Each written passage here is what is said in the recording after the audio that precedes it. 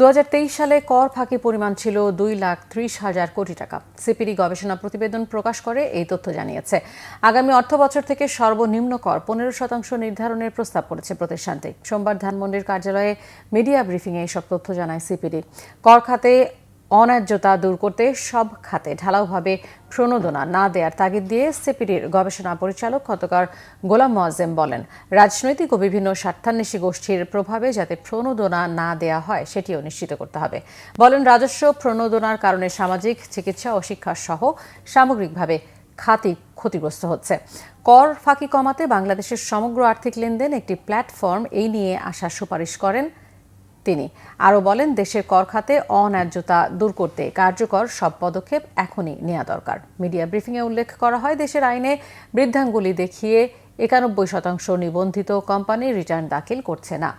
বিশাল একটি অংশ রিটার্ন দাখিল না করে কিভাবে ব্যবসা পরিচালনা করছে তার রাজস্ব বোর্ডের খতিয়ে দেখার সুপারিশ করেছে সিপিডি।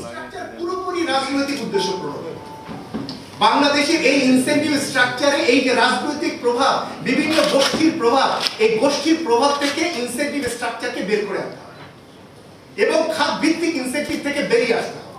এবং আমরা এখানে বলেছি, ইনসেন্টিভ শুধুমাত্র তার জন্যই হতে পারে একটা ইনফ্যাক্ট ইন্ডাস্ট্রি তার একটা বিশেষ একটা চ্যালেঞ্জের মধ্যে তিনি যাচ্ছেন, তিনি একটা নতুন কোনো বিনিয়োগকারী আসছেন, তাদেরকে আমরা দিতে পারি। এই যে খাত ভিত্তিক ঢালাভাবে দেওয়া, এই জায়গা থেকে আমাদের বেরিয়ে আসা দরকার।